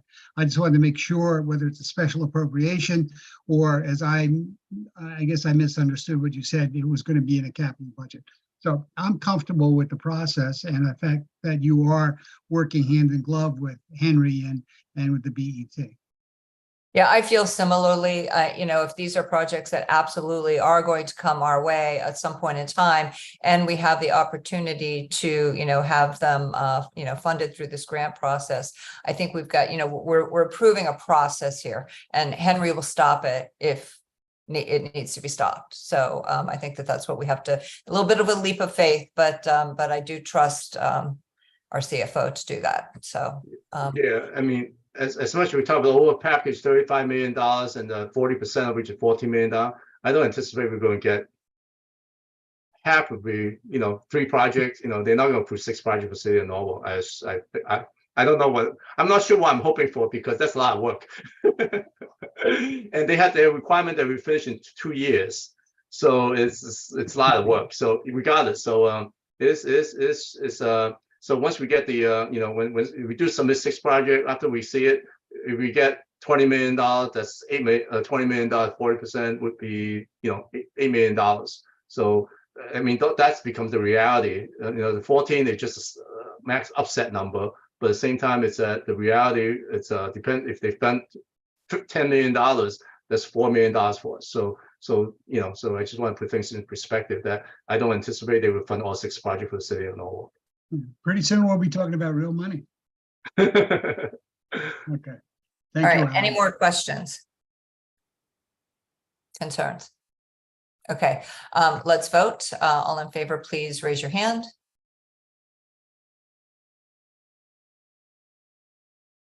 Opposed? Abstentions? Okay, Mr. Meek, I didn't see your vote. Yeah, I'm a negative. I'm sorry. Okay, so passes by 3. Did I see 3 or 2? No, yeah, 3. Okay, so 3 in favor, 1 opposed, and 1 abstention. So that passes. Okay, let's move on to item D. Yeah. Review request to adjust property lines between Norwalk High School and Merrimack School and refer the following to the Common Council for action. Authorize the mayor, Harry W. Rilling, to execute the boundary line agreement and all other documents necessary to effectuate the adjustment of the property lines between Norwalk High School and Merrimack School. Will someone move that item? Ms. Ayers moves it. Alan? Yeah, this is somewhat straightforward in my mind, so pardon me if I speak out of line.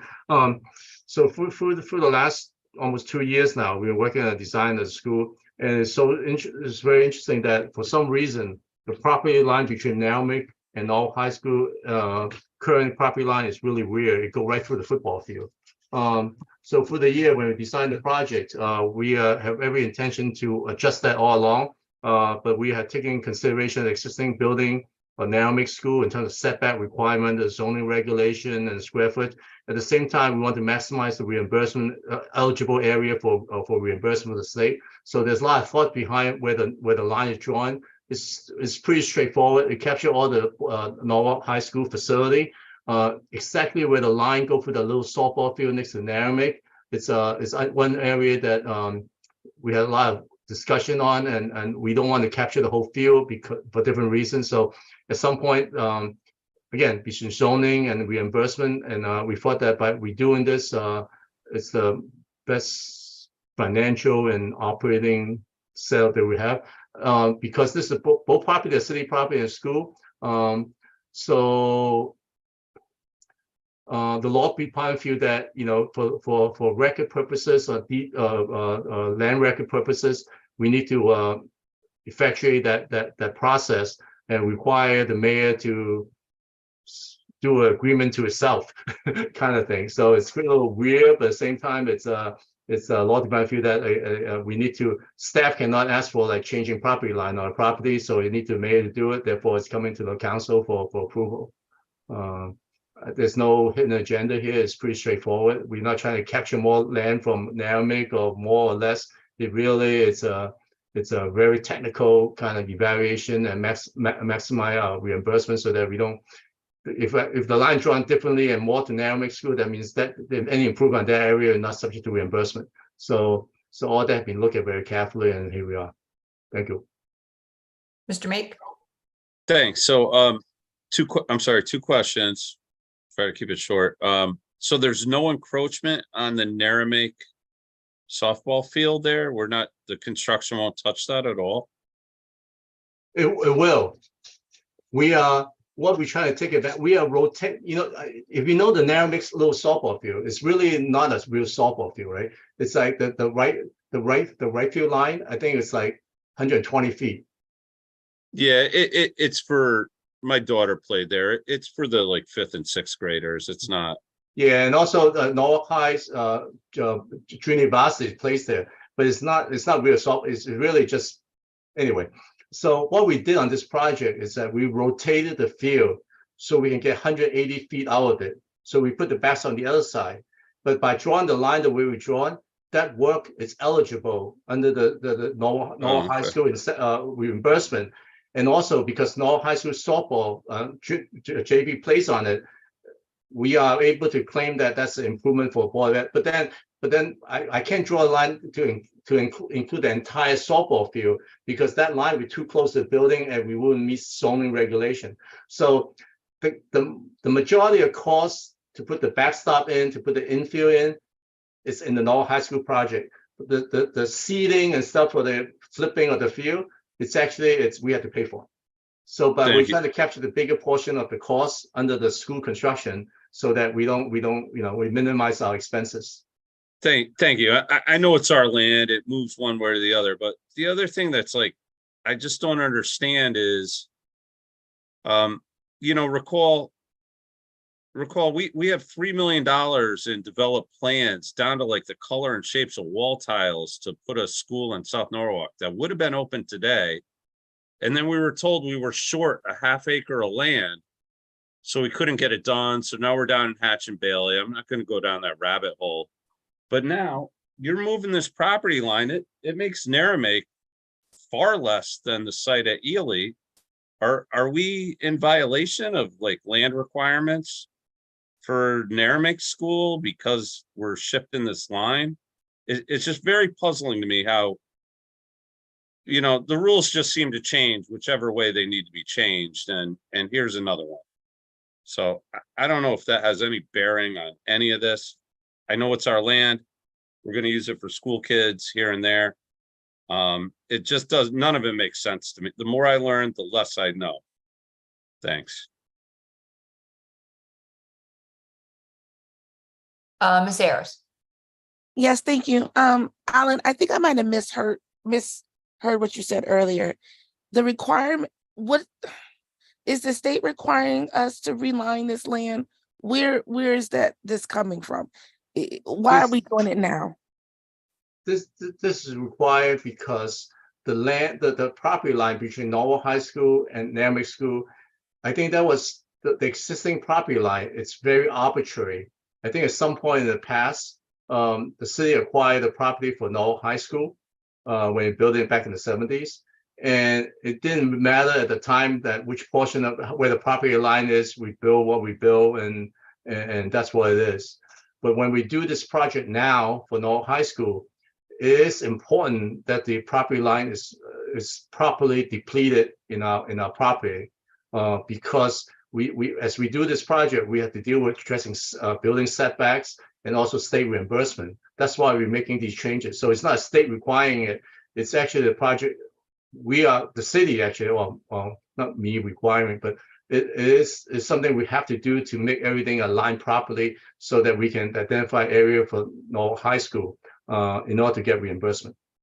So thank you for that. My follow-up question, I guess, is since Narragansett will be losing essentially some acreage, is there any way, you know, if I'm remembering Narragansett, on the back side where the new cafeteria is and the little playground, and then it's that patch of trees, is there any way we can get acreage on the other side, on the Strawberry Hill side, or we can't touch that either? It's kind of interesting. I mean, the current property line for Narragansett go middle of the football field. So really, it's not really, I don't think we should, as a city, I don't think we should look at that property line so technical. We're doing this because of technical reason, but the utilization of the site is very different. You know, Norwalk High School for different event, Narragansett School can go onto Norwalk High School to do whatever they do, kind of thing. It's really up to the two schools to work it out. If they have graduation, they want to use the field, whatever, they're welcome to do. They work it out. So it's just because there's a property line, we are not saying that, you know, elementary school kid, you can't cross that line. It's us and them kind of thing. I think that's not where I was going. That's not where I was going. Okay. I think I spoke to you previously when we were doing the walkthrough of that site at Narragansett, the kitchen and the library. And I know, I'm sure Narragansett is on somebody's list at some time to get look at, but even the formation of the layout of that school is weird. And so my thought is not if someone's having a graduation or us and them. That's not my thought. My thought is when you have children out to play, when you have kids for recess. If you have kids that are in Narragansett having recess and doing activities during school hours, state regulations, middle school and high school kids they just can't be in the same space. That's not safe. That's not best practices. So I was just trying to think of in a more logistical way, not in a literal way. Okay. If there was some, I'm saying swing space, but that's not even the right terminology. Some other places that the young people could go during the school hours. Not that people were forbidden to use any side of the line. Understood. So when we developed the plan for Norwalk High School, Norwalk High School does not need an outdoor basketball court. And I talked to Ken from Parks Department. He wasn't looking for a full basketball court either, but having a half court was somewhat important in the neighborhood kind of thing. So what we did also, because Narrowbank always talk about, not always, but for elementary school, having a paved area for kids to run around right after a rainstorm, it's important because you get muddy and stuff. There's simply a paved surface to run around. So we included a near where the existing basketball court is. We kept a half-court basketball there, so that for Narrowbank School. But when we met with Narrowbank principal and parents, there was a desire to create a separate area in the back near the playground or asphalt area, so that the kids can run around again, like last weekend storm kind of thing afterward, they can run around outside. So we actually paved this in early August this year. We created an area in the back of asphalt area, back of Narrowbank School, at the request of Narrowbank School a year ago. That when I met with them, there was discussion of providing some paved area in the back. So we did it. And again, I think early August, first or second week of August, we put in a paved area. So we met their requests for some asphalt pavement surface for the kids to run around a little bit. If you're talking about more creating the wooded area, I don't think we ever actually talk about it in detail. I don't even remember the conversation, but cutting wooded area is a different conversation. Also, the grades over there is really sloped down. So except the flat area, but that's close to the street intersection of King Street and Strawberry Hill. That's a little far away from the school itself. So we did put the paved area near the playground for Narrowbank School again.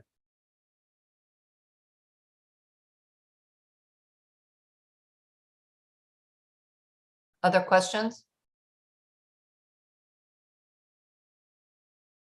Okay, then let's call for a vote. All in favor, please raise your hand. Opposed? Okay, Mr. Meek is opposed. It passes 4-1. 1, 2, 3, 4. Yeah. Okay. Moving on to item E. Review bids for roof replacement at Roosevelt Center and refer the following to Common Council for action. Authorize the mayor, Harry W. Rilling, to execute an agreement with Silktown Roofing, Inc. for the partial roof replacement at Roosevelt Center for a total not to exceed $370,700, account number noted. And B, authorize building management to execute change orders on contract for a total not to exceed $37,070, account numbers noted. Please, will someone move the item? Mr. Burnett moves the item, and go ahead, Alan. Okay, Rosa Center on Allen Road. Right now, it's the home of the senior center, the Board of Education Early Childhood Center, Noah Early Childhood Center, as well as recreation programming for some of the class one wing. That's the wing that this recreation parks and senior center uses. There's two multi-purpose room, and also old day they have the weight room in there, and also there's the gym area where they have the senior uses for classes and pickleballs and stuff like that in there. That roof has been leaking for, I noticed that probably about 3 years ago, and we have plastic tar in there catching water and stuff like that. We have been requesting money, I think, last 2-3 years, and we got money. The council approved money recently, and we are moving forward with this project. Silktown Roofing is one of the few larger roofing company in the state remaining, and we have done business with them before. It's a good price, and we want to proceed with it. The building has multiple roofs, like 6 or 7 roofs. And we typically don't do all the roof at the same time. It's when we have a portion of the roof is holding, we don't go and fix it just because we want to line everything up. So I mean, we could do this roof, and 3 years from now, we have another section of roof, but that's how it is. Again, we don't go do all the roof at the same time. We just financially, it's just not cost effective, because certain portion may have more life in it. So we want to. So again. Overall, it's big enough that there's that it's $370,000 is a lot of money, and so it's not like there's a value and consolidate this roof together. So anyway, so that's what is in front of us, is so requesting the committee and the council approval to proceed. We're looking for do this project right now.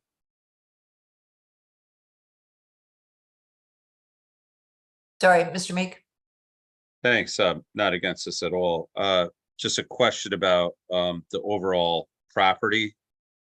Maybe I missed this somewhere. It was in my understanding that there was going to be a playground developed for smaller children, kind of like on the eastern side of the property, closer to 14 Acres Pond. I never saw that happen. I don't know what happened with it. There's I don't know which is the east side, but there was $150,000 allocated to the Parks Department to put a playground in. And the new playground is the Board of Education, I forgot what it was. But it's actually on the outfield of the Little League field, on the right field. Is it the right field? Yeah. Yeah, I think it By the doesn't basketball court and conform to stuff like like that. the smaller children. It's more like the middle, not like 3 and 4 year olds, more like 6, 7 year olds when 3 and 4 year olds go to the school. If it's out of your scope and purview, that's fine. I was just curious about it. Yeah, it's kind of interesting because the only other place we have, like the other side of the building is for senior center. So only place would be the courtyard in the back. It's kind of interesting. We talk, I don't know you realize, I used to be the playground designer for the city kind of thing. So we deal with this issue regularly. When we talk about 3 and 4 years old, these kids nowadays, don't get me wrong here. Kids nowadays, you purposely design playground equipment for that age. They grow out of it so fast because they're not very exciting. It's just a little platform. You walk a couple of steps, you're there. In a year, they're done with it. So the more challenging equipment. I'm not saying the big kid playground equipment.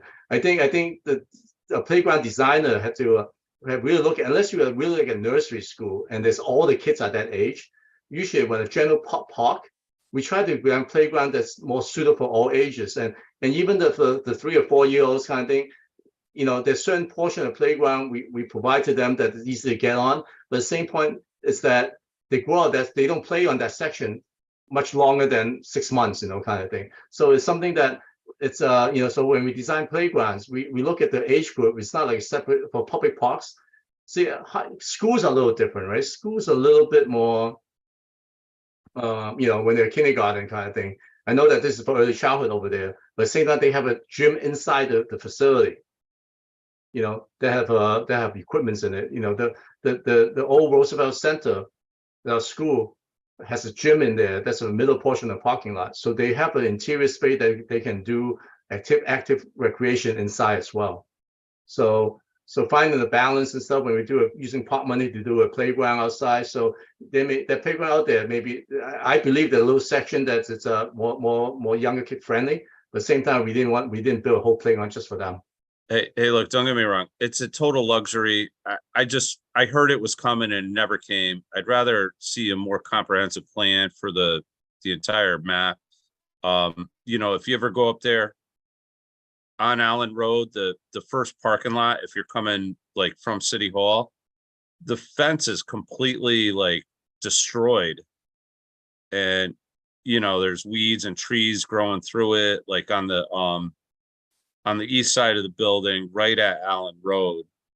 And I don't discount, this roof needs to be replaced. I can attest to that firsthand. Just a question about overall plans, more or less, for the entire facility. It's one of our oldest in the city. I think maybe only Rowayton Elementary is older. Yeah, it's Tracy probably 1938. Yeah, right there. 1930. Actually, the fence you talk about came up probably about 4 months ago. The decision whether we want to rip it off and just throw it away, or we got to put fencing back in, and then whether it fall under recreation park or building management. And the question I have is the thinking was that we're going to rip it off and just dispose of it because what do you need it for? My thinking was that there's a pond down, there's wetland. So are we concerned about kids running down the hill and getting into the water area and stuff? So this again, I'm saying I'm talking too much here again, but it's there's a thought behind it. But we're not sure what we want to do and where the money coming from to replace all that fencing. So we stopped. Hey, I say get rid of it. They can run down the back side of the lot too. I mean, yeah, right. Unless you want to keep like skunks and snapper turtles out of the parking lot. That's all that fence was doing. Yes. So that we did have a conversation. Let me get back in the office tomorrow and talk to Neil in my office and also Ken from Parks Department So we'll take action on it. And then, again, my concern was just like, there's a fence there now where we really do need a fence for safety purposes, and then, like you said, like people can get in there, you put a fence there, kids can climb over it, but again, anyway, we'll look at it and Okay. we'll do something one way or the other, but buying a fence along the property, once you start them, we go around all the property, and then at some point it's like, we don't have the budget to do all that fencing around, what's it serve and all that stuff. So that was a little bit of, and it wasn't again, bottom line is that wasn't on my highest priority. So we talked about it and I didn't make a decision on this. So I'll go back and look at it and we figure something out. Fixing the roof's huge. Thanks, Alan. All right. Got to be done. Okay, any more comments or questions? Okay, all in favor, please raise your hand. All righty, that passes unanimously. And finally, item F, review the needs for security monitoring services contract for the Belgian Main Library and refer the following to the Common Council for action. Authorize the mayor, Harry W. Rilling, to execute a 3-year agreement with 1 2-year renewal option with Security Solution Incorporated to provide security monitoring services for the Belgian Main Library for a total not to exceed $999 per year. Annual increases no more than 3% per year. Funds are available from operating account number noted. Will someone move the item, please? Ms. Ayers moves the item, and Ellen, go ahead. Okay, very quickly, I mean, typically this item does not come to Common Council.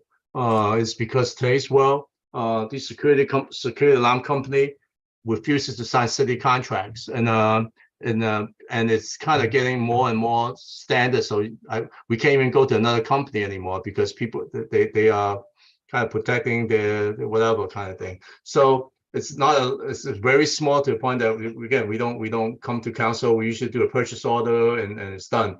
But they require a contract, otherwise they won't provide the service. So we are doing a contract, and then because we are doing a contract, the mayor have to execute it. I can't execute contract on behalf of the city. So here we are. It's an operating item. We have many purchase order that establish operating relationships with different service group kind of thing. But because of security, they want a contract, and we can't avoid it. So that's just basically it. And the law department will work out the terms. If something they don't like, they'll work it out somehow. But it's just security company buy and sell each other all the time. So it becomes more and more of a global thing in terms of the industry establish these standard, and everybody uses them, and so we can't avoid it. So I don't know what other building we will have this issue coming up, but we deal one at a time. So as we go through improvement on alarm system, different company comes in and stuff, and we go out bidding and figure out what it is. And at the end of the day, this is what we're doing. Okay. They're a reputable company. I can attest to that. Oh yeah. Oh. But yes, yeah, we use them for our home. So it's they're crazy. very good price. How the industry kind of like people we deal with a sales rep. Next thing we talk to them, they rep another company. Oh. Yeah, it's I don't want to say the word publicly, but yeah, it's a very interesting industry. All right. Any questions? Okay, all in favor, please raise your hand. Alrighty, that passes unanimously. And that is it for us for tonight. Thank you, everyone. It was a long meeting, very productive. Motion to adjourn. Ms. Ayers, thank you very much. All in favor,